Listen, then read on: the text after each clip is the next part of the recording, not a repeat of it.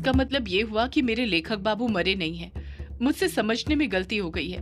भक्षानर के अंश ने भले ही उनके शरीर पर पूरी तरह कब्जा कर लिया हो, पर उनकी आत्मा पर अभी तक पूरी तरह अपना कब्जा नहीं कर पाए हैं। कामेश्वरी यक्षिणी को समझ नहीं आता है कि ये बात जानकर वो खुश हुए या फिर गम मनाए, क्योंकि अब वो बॉटल के अंदर कैद हो गई थी और चाहकर भी अनुराग को भक्षानर से नहीं बचा सकती थी।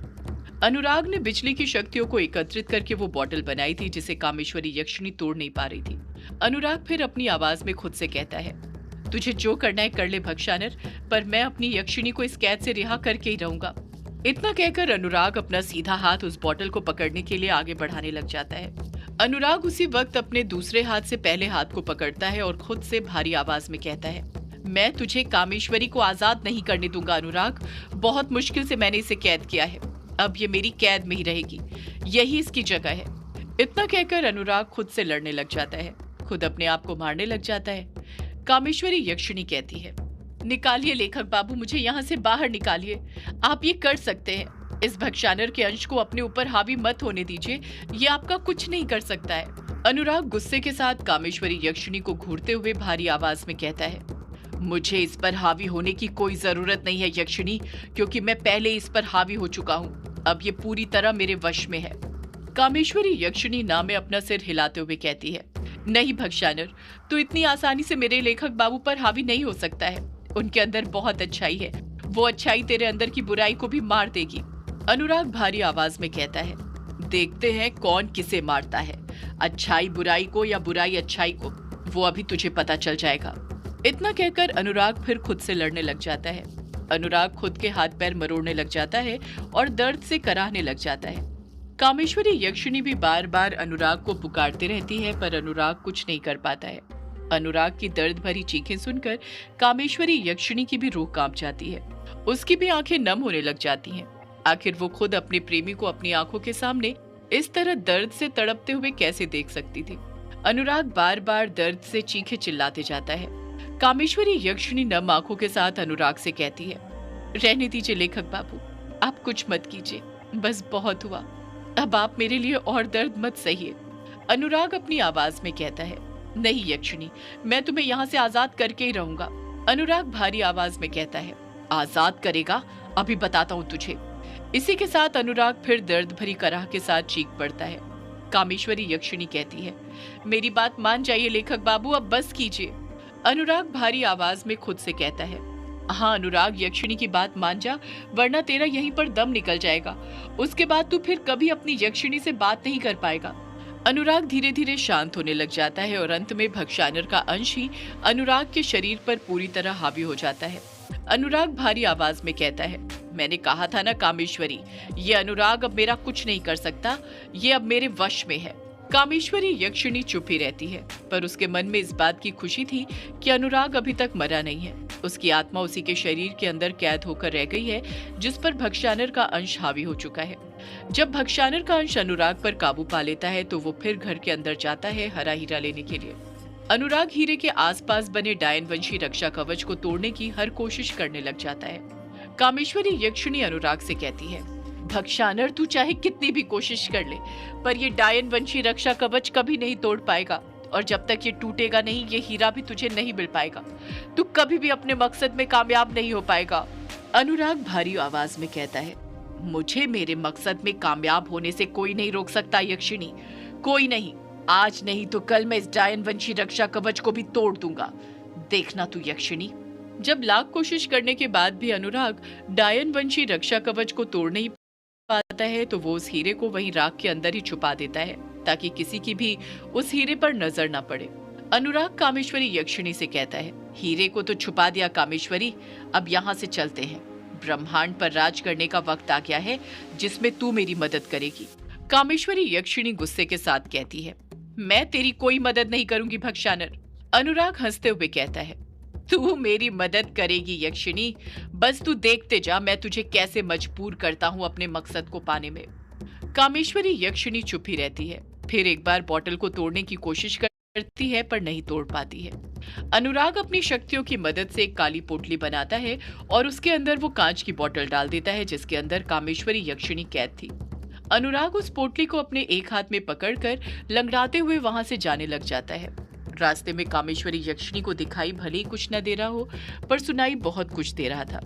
अनुराग बार बार अपने अंदर समाहित भक्षानर के अंश से लड़ता है, उससे कहता रहता है कि वो कामेश्वरी यक्षिणी को आजाद कर दे, पर भक्षानर का अंश फिर अनुराग पर हावी होता और उसे अपने वश में कर लिया करता। भक्षानर का अंश बार बार अनुराग से यही कहता रहता है कि वो उसका वंशज है, अनुराग को भी उसके मकसद को अपना लेना चाहिए, पर अनुराग अपनी ही जिद पर अड़ा हुआ रहता है। कुछ ही देर में अनुराग ग्रेवयार्ड कोठी के पास पहुंच जाता है। जैसे ही वो ग्रेवयार्ड कोठी के पास पहुंचता है, वो काली पोटली में उस बोतल को बाहर निकाल लेता है जिसके अंदर कामेश्वरी यक्षिणी कैद थी। कामेश्वरी यक्षिणी मन में सोचती है, ये भक्षानर का अंश मुझे यहाँ पर लेकर क्यों आया है? अनुराग भारी आवाज में कामेश्वरी यक्षिणी से कहता है, तू उस अनुराग के साथ यहीं पर रहा करती थी ना यक्षिणी? यक्षिणी चुप ही रहती है, अनुराग के सवाल का कुछ जवाब नहीं देती है। अनुराग फिर बोल पड़ता है, तू अब मेरे साथ भी यहीं पर रहेगी, पर मेरी कैद में। अनुराग की डरावनी हंसी काले आसमान में गूंजने लग जाती है। अनुराग अपने आसपास देखने लग जाता है। उसकी निगाहों को देखकर साफ समझ आता है कि वो कुछ ढूंढ रहा है। अनुराग के चेहरे के एक्सप्रेशन देखकर कामेश्वरी यक्षिणी भी समझ जाती है कि अनुराग कुछ ढूंढ रहा है। कामेश्वरी यक्षिणी मन में सोचने लग जाती है, आखिर ये भक्षानर अब यहाँ पर क्या ढूंढ रहा है, क्या चाहिए इसे यहाँ से? अगले ही पल अनुराग अपनी आंखें बंद करता है और मन ही मन मंत्र बड़बड़ाने लग जाता है। कुछ देर बाद ही अनुराग अपनी आंखें खोलता है तो उसके चेहरे की सारी परेशानी गायब हो जाती है। उसके चेहरे पर एक मुस्कान आ जाती है। वो मुस्कान किसी और चीज की नहीं बल्कि जीत की थी। अनुराग ग्रेवयार्ड कोठी को ऊपर से नीचे तक देखते हुए कहता है, वो जगह यहीं पर है और उसमें अभी भी वही शक्ति है जो पहले थी। कामेश्वरी यक्षिणी के तो कुछ समझ ही नहीं आ रहा था कि अनुराग किस बारे में बातें कर रहा था। अनुराग कामेश्वरी यक्षिणी से कहता है, चल यक्षिणी अंदर चलते हैं, अंदर जाने का वक्त आ गया है, हम एकदम सही जगह पर आए हैं। अनुराग कामेश्वरी यक्षिणी को लेकर ग्रेवयार्ड कोठी में जाने लग जाता है। जब अनुराग ग्रेवयार्ड कोठी के अंदर घुसता है तो ग्रेवयार्ड कोठी की कलाकृति को बस देखते ही रह जाता है। अनुराग भारी आवाज में खुद से कहता है, कुछ भी बोलो, ये कोठी लाजवाब है, मुझे ऐसा ही तो ठिकाना चाहिए था रहने के लिए। अब यहीं से ब्रह्मांड पर राज करने का सफर शुरू होगा। अनुराग बोतल को अपने चेहरे के पास लाता है और उसके अंदर कामेश्वरी यक्षिणी को देखते हुए कहता है, तेरा इंतजाम करना पड़ेगा यक्षिणी, मैं तुझे यहाँ पर ऐसे ही नहीं छोड़ सकता हूँ। मैं तुझे एक ऐसी जगह छोड़ूंगा जहाँ से तू कभी आजाद भी हो गई तो कुछ नहीं कर पाएगी। कामेश्वरी यक्षिणी अभी भी चुप ही रहती है। अनुराग ग्रेवयार्ड कोठी के हर हिस्से को देखते हुए कहता है, कहाँ पर होगी वो, कहाँ पर होगी वो जगह, कहाँ पर होगी? अनुराग सीढ़ियों की तरफ देखते हुए कहता है, हाँ वहीं पर होगी वो जगह। अनुराग कामेश्वरी यक्षिणी को लेकर सीढ़ियां चढ़ने लग जाता है। अनुराग कामेश्वरी यक्षिणी को कहीं और नहीं बल्कि रूम नंबर 666 में लेकर आ जाता है, जहां पर अनुराग की किताबें और टेबल चेयर रखी हुई थी। कामेश्वरी यक्षिणी मन में सोचने लग जाती है, ये भक्षानर का अंश मुझे इस कमरे में लेकर क्यों आया है, आखिर यहाँ पर ऐसा क्या है? अनुराग भारी आवाज में खुद ही बोल पड़ता है, मुझे पता है कामेश्वरी तू क्या सोच रही है, यही सोच रही है ना कि मैं तुझे यहाँ पर क्यों लेकर आया हूँ? कामेश्वरी यक्षिणी चुप ही रहती है, कुछ नहीं कहती है। अनुराग फिर भारी आवाज में बोल पड़ता है, तुझे मुझसे कुछ नहीं बोलना है, मत बोल, पर मैं तुझसे जरूर बात करूंगा, क्योंकि सदियां बीत गईं किसी से बात किए हुए। अब बात करने के लिए बची है तो सिर्फ तू। कामेश्वरी यक्षिणी अभी भी कुछ नहीं कहती है। अनुराग फिर कहता है, थोड़ी देर सब्र रख, फिर तुझे खुद पता चल जाएगा मैं तुझे यहाँ पर क्यों लेकर आया हूँ। अगले ही पल अनुराग बोतल को साइड में रखता है और फर्श पर अपने हाथ जोड़कर बैठ जाता है। अनुराग मंत्र का जाप करते हुए कहता है, आम यूम कोली यू कोली वाम हिम यू कोली चुवाक्रौ अदृश्य दृश्य भवती। जैसे जैसे अनुराग मंत्र का जाप किए जाता है, फर्श पर एक निशान उभरते जाता है। कामेश्वरी यक्षिणी हैरानी के साथ खुद से कहती है, ये क्या हो रहा है? देखते ही देखते फर्श पर एक निशान उभर जाता है, ट्रायंगल के अंदर आंख का निशान, जिसमें आंख की पुतली गोल गोल घूमे जा रही थी। उस निशान को देखकर अनुराग मुस्कुराने लग जाता है। कामेश्वरी यक्षिणी के तो समझ ही नहीं आता है कि वहां पर क्या हो रहा है। अनुराग अपनी जगह पर वापस से खड़ा होता है, एक मशाल जलाता है और बोतल को दूसरे हाथ में पकड़कर सीधे फर्श पर घूम रही आंख की पुतली के अंदर घुस जाता है। अनुराग ने पहले ही एक मशाल जला ली थी, क्योंकि वो जानता था कि अंदर उसकी शक्तियां काम नहीं करेंगी। अनुराग सीधे अदृश्य कमरे के अंदर पहुंच जाता है। इस वक्त अदृश्य कमरे में लकड़ी की वो रैक मौजूद नहीं थी, जिसके अंदर 64 खाने थे, जिसके अंदर अलग अलग शक्तियों से बनी हुई कांच की बोतल रखी हुई थी।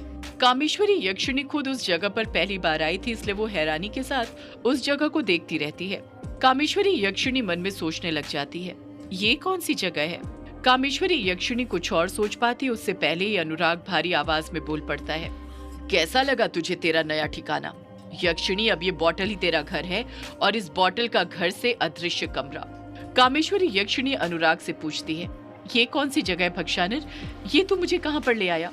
अनुराग मुस्कुराते हुए भारी आवाज में कहता है, ये वो जगह है यक्षिणी जहाँ पर कभी तू आजाद हो भी गई तो तेरी शक्तियां काम नहीं कर पाएंगी। ये मेरी जगह है, वो जगह जो मेरी ही गलती के कारण बनी है। कामेश्वरी यक्षिणी हैरानी के साथ पूछती है, गलती, कैसी गलती भक्षानर। अनुराग भारी आवाज में कामेश्वरी यक्षिणी को सब कुछ बताते हुए कहता है, वैसे तो मैंने अपने जीवन में कई सारी गलतियां की हैं, पर ये वो गलती थी जो मैं कभी नहीं करना चाहता था। तुझे तो पता ही होगा यक्षिणी, मेरा जन्म से एक ही मकसद है, संपूर्ण ब्रह्मांड पर राज करना। और मेरे समझ आ गया था कि ये मैं अकेले नहीं कर सकता था, इसलिए मैंने दुनिया की सारी काली शक्तियों को अपनी सेना में शामिल करना शुरू कर दिया था, जिसमें मैंने कई असुरों, राक्षसों, डायनों, चुड़ैलों, पिशाचों और नर भेड़ियों को शामिल करना शुरू कर दिया था। कुछ तो खुशी खुशी मेरी सेना में शामिल हो जाते, जो नहीं होते थे उन्हें मैं अपने तरीके से अपनी सेना में शामिल करवा लेता था। अनुराग लंबी सांस अपने सीने के भीतर भरता है और फिर भारी आवाज में बोल पड़ता है, मैंने सबके दिमाग में ये बात डाल दी थी कि हमारा एक ही मकसद है, ब्रह्मांड पर राज करना, ब्रह्मांड के समस्त लोकों पर राज करना। और लोकों पर राज करने की शुरुआत हमने स्वर्ग लोक से की थी, क्योंकि हम जानते थे वो इंद्र बहुत घमंडी है और उसके घमंड से ही हम उसे हरा सकते हैं। हमने वही किया और उसमें हम कामयाब भी हो गए थे। हम सब भक्षानरों, असुरों, डायनों, राक्षसों और पिशाचों ने मिलकर स्वर्ग लोक पर कब्जा कर लिया था। अनुराग कुछ कहता उससे पहले कामेश्वरी यक्षिणी बोल पड़ती है, मैं इस बारे में जानती हूँ। जब तुम लोगों ने स्वर्गलोक पर आक्रमण कर लिया था तो सब स्वर्गलोक के सभी देव महादेव के पास गए थे। उस वक्त महादेव साधना में थे और साधना भंग करने के कारण उनका तीसरा नेत्र खुल गया था, जिससे स्वर्गलोक नष्ट हो गया था, जिसे उन्होंने फिर बाद में बसाया था। अनुराग कहता है, तुमने बिल्कुल सही कहा यक्षिणी, पर जब स्वर्गलोक नष्ट हुआ उससे पहले कुछ भक्षानरों को पता चल गया था महादेव का तीसरा नेत्र खुल गया है, जिस कारण हम पहले ही अपनी जान बचाकर पृथ्वीलोक पर आ गए थे। कुछ भक्षानरों को ढूंढकर तो देवताओं ने खत्म कर दिया, पर मुझे नहीं कर पाए, और तभी मुझे महाडायन मिली थी जिसने मुझे एक नया जीवन दिया। उसके बाद फिर मेरा कैसे महाडायन के साथ क्या हुआ तुम सब जानती हो। कामेश्वरी यक्षिणी चुप ही रहती है। अनुराग फिर बोल पड़ता है, तुम ये तो जानती हो कि ब्रह्मांड पर राज करने के मकसद से ही मैंने तुम्हारी साधना की थी, ताकि मुझे तुम्हारा ताज मिल सके। पर क्या तुम ये जानती हो कि तुम्हारी साधना करने से पहले मैंने किसकी साधना की थी। कामेश्वरी यक्षिणी हैरानी के साथ अनुराग से पूछ पड़ती है, किसकी साधना की थी भक्षानर तुमने मुझसे पहले। सदियों से है पुरानी ये है यक्षिणी की कहानी। यक्षिणी एक आग है, यक्षिणी तेरा ख्वाब है।